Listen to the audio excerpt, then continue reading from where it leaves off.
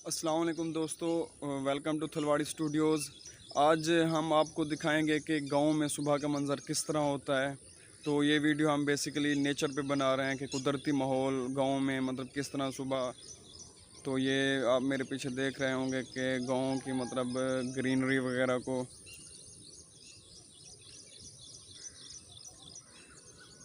ये ज्वार की फसल है मेरे पीछे। जो ज्वार जो होती है ये गाय भैंसों वगैरह की या जितने भी जानवर हैं पालने वाले, घरेलू पालने वाले, उनकी एक मरगूब ग़िज़ा भी है।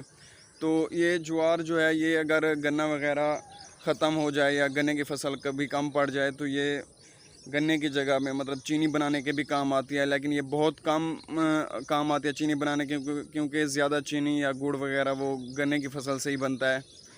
तो हमारे साथ अब बने रहिए।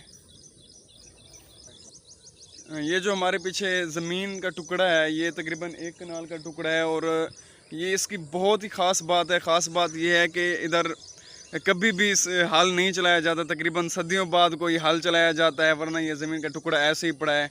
और ऐसे ही इधर वो कोई घास वगैरह उगाती है जो किसी काम की भी नहीं होती है। तो इधर हमारे साथ आप देख सकते हैं कि ये ज्वार का खेत है। ये फसल आप काश्त करके आगे जिन लोगों के जानवर वगैरह हैं उनको आप बेच भी सकते हैं, और लोग बेचते हैं और अच्छे पैसे कमाते भी हैं। इस फसल की सबसे बड़ी ख़ास बात यह है कि इस पे ख़र्च बहुत कम आता है। तो अब आप हमारे पीछे देख सकते हैं कि ये सूरज की किरणें भी मेरे बिल्कुल पीछे पड़ रही हैं, जो कि एक बहुत खूबसूरत नज़ारा है सुबह का।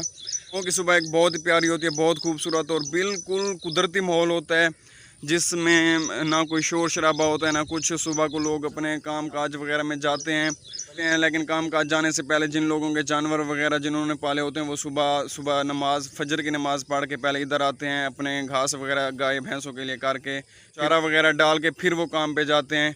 इधर के लोग वैसे भी कुदरती बहुत मेहनती होते हैं। मेरे पीछे एक कपास की फसल है। कपास की फसल के आपको शायद बेशुमार फ़ायदे पता हों, क्योंकि ये कपास की फसल साल में एक बार मतलब काश्त की जाती है और इससे कपड़े वगैरह बनाए जाते हैं, कॉटन वगैरह इस तरह की और बहुत सी चीज़ें बनाई जाती हैं। इसकी सबसे ख़ास बात कपास की ये होती है कि ये जब बड़ी हो जाती है, एक तो मतलब कॉटन इससे पैदा होता है जिससे कपड़े वगैरह बनाए जाते हैं। लेकिन सबसे बड़ी बात, जब कॉटन वगैरह इससे उतार लिया जाता है तो इसकी जो बाकी बचे हुए मतलब ये इतने छोटे से दरख्त होते हैं, घरेलू लकड़ी के लिए इस्तेमाल होते हैं, कोई भी चीज़ पकाने वगैरह हो, खाना वगैरह हांडी वगैरह के सिलसिले में। और तो और जब ये ज़मीन ख़त्म हो जाती है उसकी लकड़ी ले ली जाती है। फिर जब हल चलाए जाते हैं तो हल चलाने के बाद भी इनकी जो जड़ें वगैरह होती हैं वो भी लोग, गांव के लोग आते हैं और वो जड़ें लेके चले जाते हैं। वो लकड़ी के मुतबादिल के तौर पर इस्तेमाल होती है। और उसका जो इस्तेमाल है वो खाना वगैरह पकाने के लिए बेस्ट है इधर, क्योंकि गाँव में गैस वगैरह नहीं होती तो लोग कुदरती माहौल में या लकड़ी से ही काम वगैरह लेते हैं। अभी आप बिल्कुल इंजॉय करें कुदरती माहौल या परिंदों के चहचहाने की आवाज़।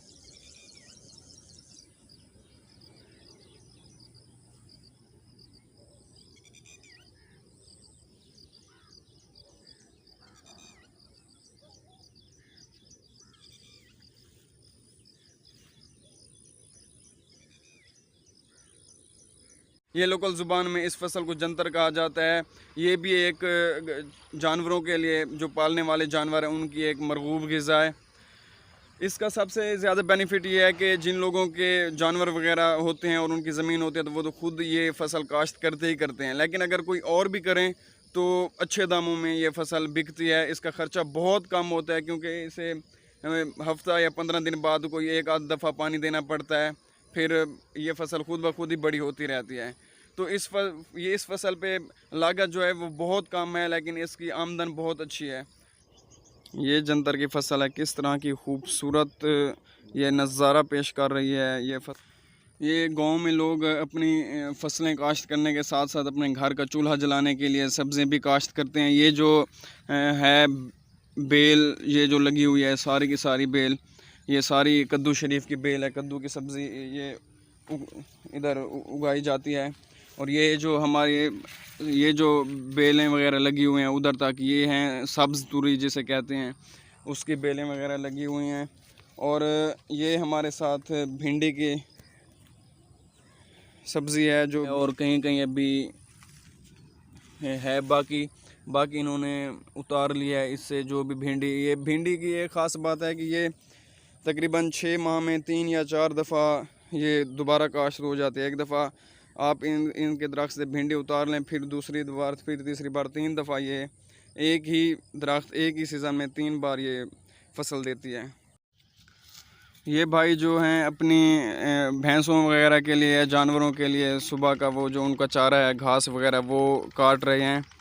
ये मुख्तलिफ़ ज़मीनों के साथ जो मतलब एक्स्ट्रा फसल उगी हुई होती है, एक्स्ट्रा जो भी चीज़ होती है वो घास के तौर पर इस्तेमाल होती है। ये आप देख सकते हैं कि ये कपास की फसल है और उसके साथ जो कुछ ग्रीनरी वगैरह है, जो जानवरों के खाने का चारा होता है, वो ये काट रहे हैं।